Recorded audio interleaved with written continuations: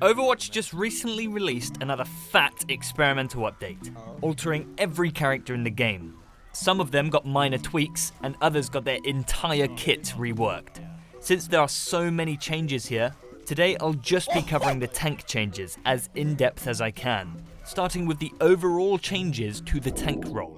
So for the tank role, all tank weapon, ability and ultimate damage is reduced by 50%, so a giant damage nerf for the tank role.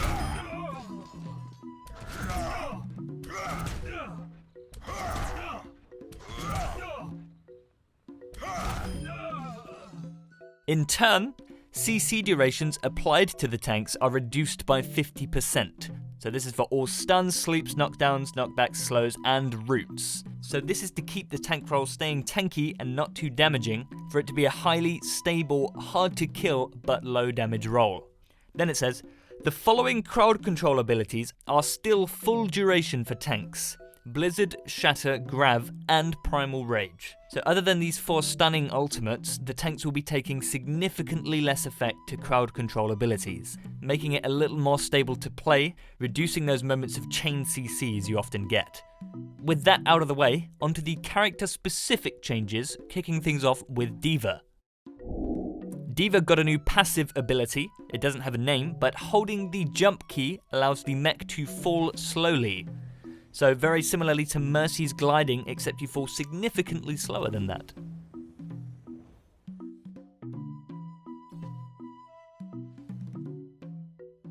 Fusion cannons damage reduced from 2 to 1 damage per pellet. So considering the 50% damage nerf to tanks, Diva's primary fire is now going to do 25% of the damage than it used to. Which is pretty absurd, so you're tickling fellas up close with your primary fire. Defense Matrix, however, now grants 30% ultimate charge for blocking an enemy ultimate projectile, so this is a huge buff in terms of building that ultimate up. Because eating ultimates is something that Diva should be looking to do already, so it just adds that little extra buff to the factor of the character.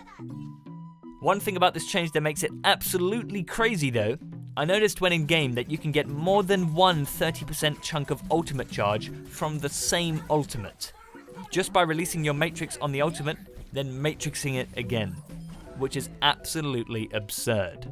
And finally, booster cooldown has been reduced from 4 to 2 seconds, so this comboed with the gliding passive greatly improves Diva's mobility with her kit, now making her a super highly mobile bomb building freak. Next up is Orisa, who got a pretty big overhaul to her whole kit. Firstly, armor increased from 250 to 500, so this is not replacing anything, this is just, let's just give Orisa 250 extra armor. So you're going to be sitting on a juicy 700 health pool. Fortify now grants 40% increase to movement speed, and along with this, allies within 8 meters have 20% increase to movement speed and 20% damage reduction whilst Fortify is active. So when comparing it side by side to the original movement speed, it is significantly different. Orisa herself moves at crazy speeds during her Fortify, and the teammates around her are able to keep up and help support that Orisa dive comp that you're going to be running.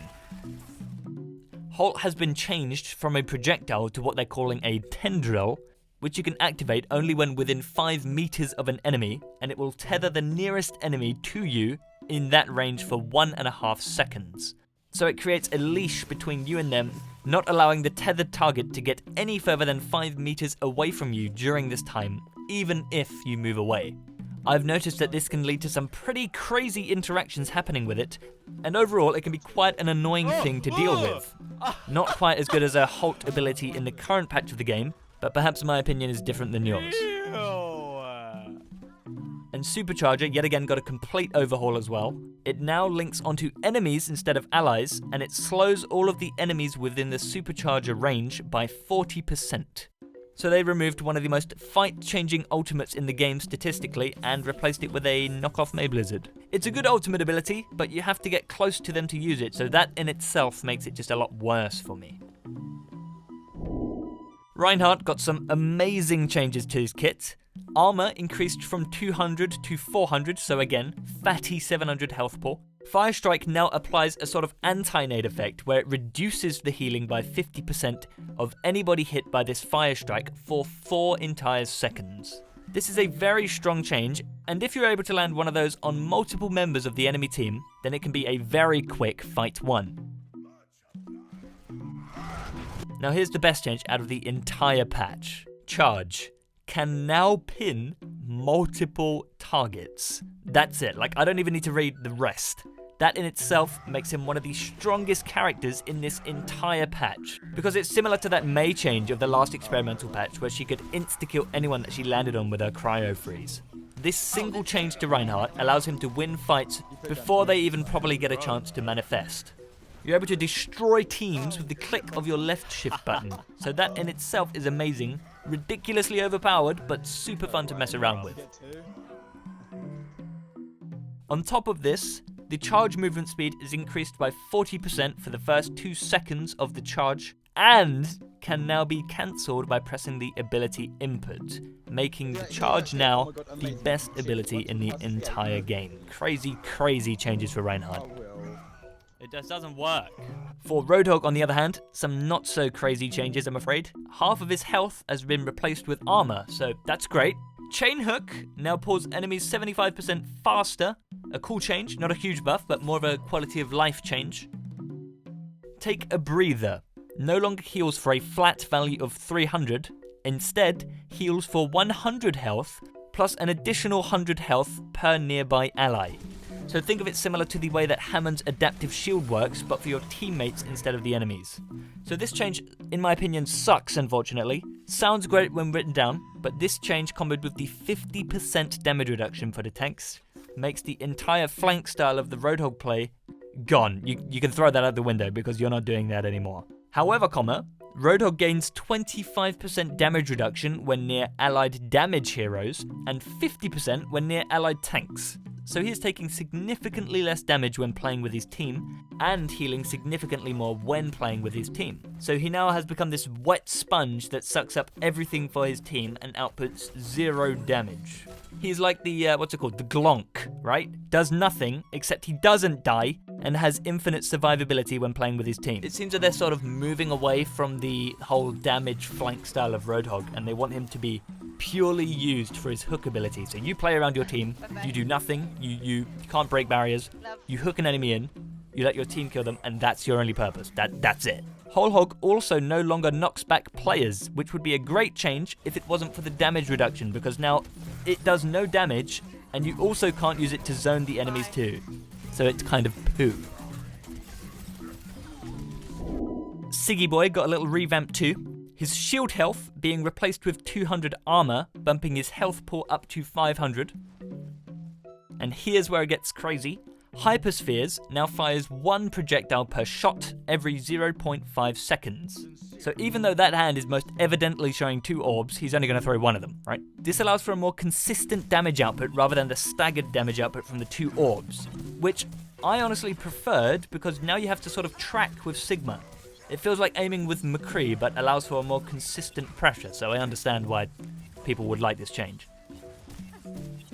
Accretion now receives an additional charge on a successful connection.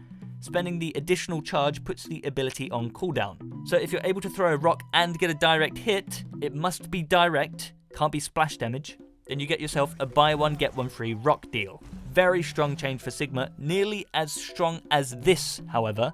Whilst in Kinetic Grasp, Sigma is now immune to crowd control. How absurd is that? This includes everything. Boops, charges, shatters, grabs, anything at all CC related. He is now completely immune to it when grasping. Which means the main counter to Kinetic Grasp is now gone. So that's busted. You can still beam him down with Zarya and stuff, but you can no longer stun him. And finally, they gave him his old shield back, where he could almost instantly deploy and retract his shield, which is again, really, really strong for Sigma, allowing his shield to be used in the way that it's intended to suck up abilities instead of being used as a stationary shield.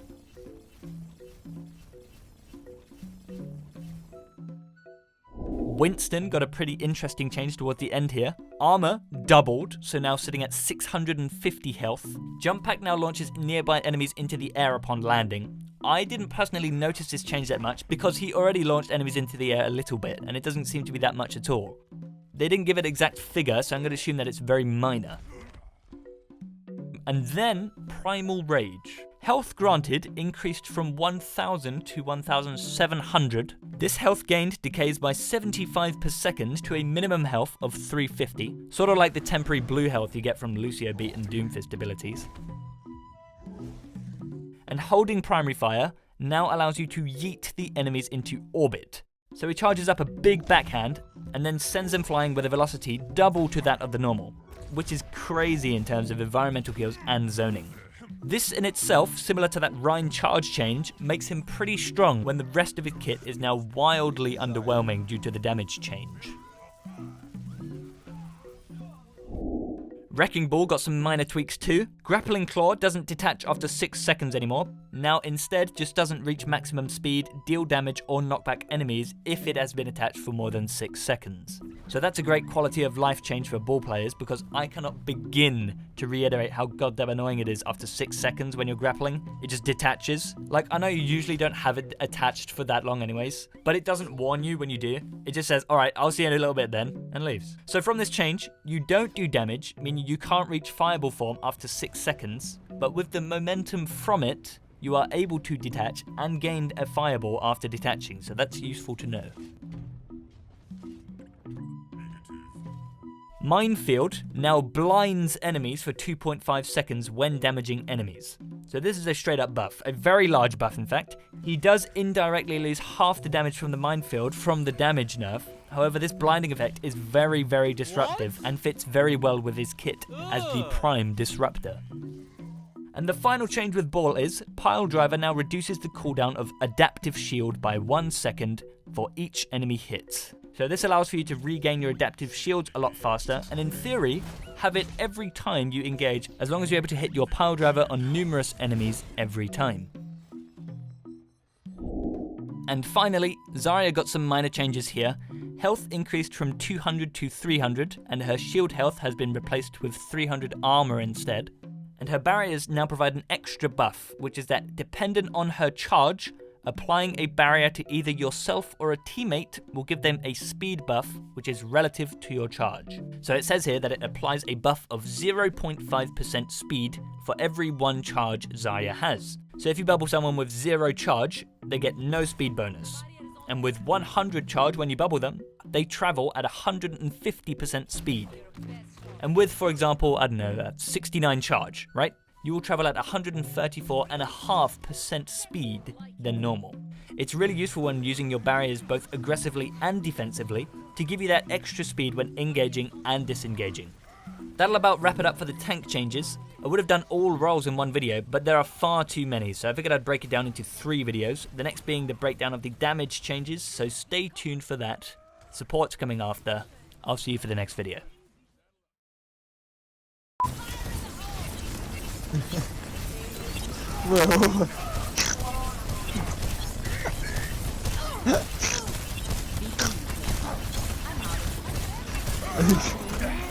No!